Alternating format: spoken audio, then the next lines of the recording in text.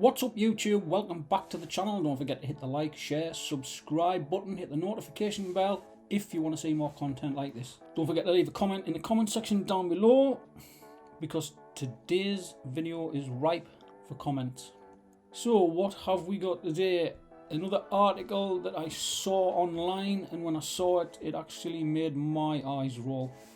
When I read this headline at first, it makes me roll my eyes. Emily Blunt on the worst thing ever to see in a script. I thought, oh no, here we go again. More feminist rubbish. It's going to be something about toxic masculinity or something like that. But no, I should have known better because it's coming from Emily Blunt and she's made some of the best movies out there and some of my favourite films she appears in. So what does she mean by the worst thing ever to see in a script? Let's have a look at the interview and see what she says. Emily Blunt has revealed what she dreads seeing in film and TV scripts. The actor can currently be seen in BBC Two drama The English, which is at the minute it's playing on the BBC iPlayer, and I for one am certainly going to go and watch it because it looks and sounds pretty decent.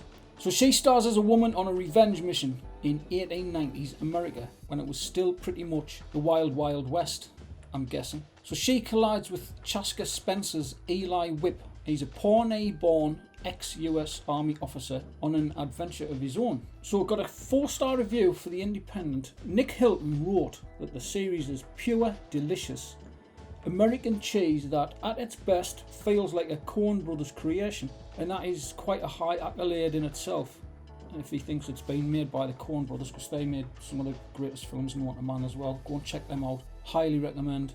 So speaking to The Telegraph in a new interview, Emily Blunt said, "I love a character with a secret, and I loved Cornelia's buoyancy, her hopefulness, and her guilelessness." That's a mouthful and a half. She then added that it's the worst thing ever when you open a script and read the words, get this, read the words strong female lead. Now, if that term in itself sends shivers down your spine like it does with me, based on what we've seen in the last, since 2016 Ghostbusters, and she goes on to say, that makes me roll my eyes. I'm already out, I'm bored. Yes, Emily, so am I. I am very bored. I'm very bored with the way that strong female leads are interpreted and portrayed on screen of late. So what's Hollywood's idea of a strong female lead? Well, let's take Star Wars, let's take Rey. She's a strong female lead. She can do every single thing from the outset.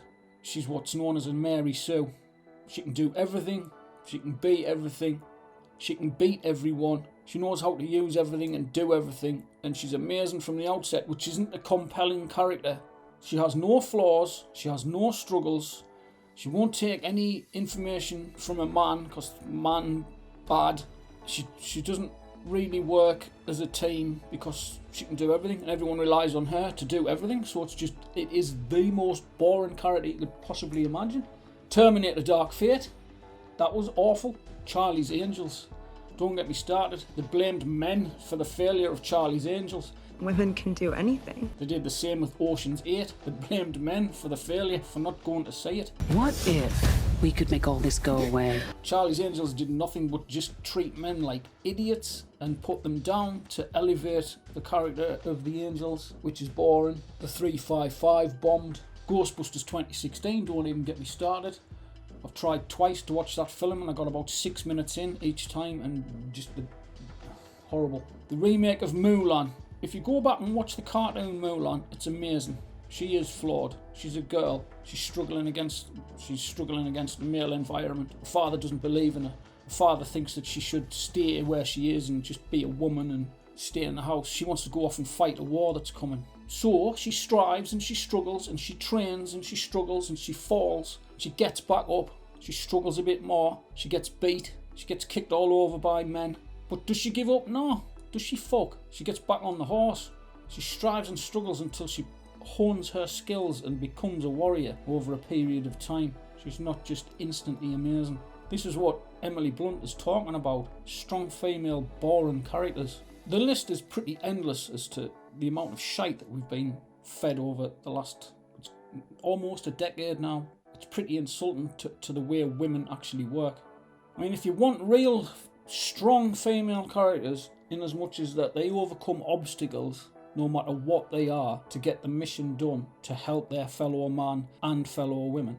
And look no further than the likes of Alien with Sigourney Weaver, probably Ridley Scott's finest hour. It's a masterpiece and masterclass in sci-fi survival horror. Sigourney Weaver has to overcome an unseeable and unmovable horrific force that is stalking and killing her colleagues on board the spaceship Nostromo. She struggles and strives and fails and gets back up. She's pursued relentlessly by the alien and overcomes. She doesn't beat it to death with its own face, but she outwits it and ends up winning at the end.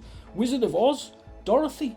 What does Dorothy do? She elevates everyone around her. She looks after everyone. She mothers them. Tin Man, Lion, Scarecrow, and everyone else that she comes across. She's such a wonderful and inspiring figure. And she's absolutely fucking terrified because there's a witch and like 10,000 flying monkeys. What the fuck? Flying monkeys? Really? She overcomes all that because she wants to get home to her family, because it's all about the family. She becomes a rock star in Oz, and then she gets her wish because she's selfless and she gives everything, including her heart, to the people that matter the most. Staying with Emily Blunt, she's been in some of my favourite films, and talk about strong female lead. Sicario, right? Yeah, you might think, oh, Josh Brolin, Benicio del Toro, but no, she's the main character because it centres around her. Sicario, she plays Kate Mesa. She's with the FBI. She gets dragged into a mission with the CIA and she's just toyed with. She's kept in the dark and fed with shit like a mushroom. They never really tell her what the plan is. They just say, you need to come and observe and be an advisor. Anyway, she struggles and she strives. But she keeps on going. She keeps hammering away at them to tell her what the hell is going on. She ends up nearly getting fucking, spoiler alert here, she ends up nearly getting strangled to death by John Bernthal. She doesn't punch him out or do a flippy flip, wrap her legs around his neck and then flip him over the dinner table and then kick his face in. No, he has her on the floor and he fucking nearly strangles her to death. Benicio del Toro walks in and he's like, excuse me, what the fuck are you doing? And then he sorts Bernthal out and she nearly dies, but you know, she gets over it and carries on with the mission. Fucking hell. Quiet Place. Talk about strong female characters. Jesus Christ. You try popping out a kid in a bathtub in the dark when there's a fucking 15-foot monster in the corridor outside, and if you make a noise it will come and eat your face off. She has to give birth without making a noise. It's one of the most excruciating scenes I've seen in a movie, but she does it. Please go and watch Sicario. I did a video on it a few months back. I think it got about 60 views or something, but the movie itself is outstanding. However, I digress. We've already said she added that the worst thing ever when you open a script and read the words strong female lead, and that makes me roll my eyes, and I'm already out and I'm bored. Because those roles are written as incredibly stoic. You spend the whole time acting tough and saying tough things and basically being tough and beating men's faces in. And obviously she doesn't agree with that. She wants more from a role, which is why she goes on to say Cornelia is more surprising than that. She's innocent without being naive, and that makes her a force to be reckoned with. She startles Eli out of his silence, and their differences become irrelevant because they need each other to survive. Do you hear that, Hollywood? A woman actually needs a man to survive, and a man actually needs a woman to survive. And that's true. I'm married and I couldn't do without Mrs. Fantdad. I'd be in a fucking mental institute. Simple as that. She's my rock, and hopefully, I provide some service for her. So their differences become irrelevant because they need each other to survive. I thought that was very cool. I think it's very cool, Emily. I think you're very cool. This article hasn't really changed my mind because I thought she was awesome anyway. But when I first read that thing about rolling my eyes, I thought, oh, here we go. Another mega feminist. That's the end of the article. What do you think? I'm going to go and watch the English. It's on BBC iPlayer. I don't know if it's on in the States. I know the States get BBC Worldwide or something like that. Might be worth checking out. I'm definitely going to check it out. Anyway, thanks for watching. It's been a pleasure, and I'll see you again next time, hopefully. Don't forget to leave comments in the comment section down below. Tell me what you think of Emily Blunt. tell me what you think of strong female characters and how they should be portrayed. Thanks very much, and I'll see you in the next video. Goodbye now.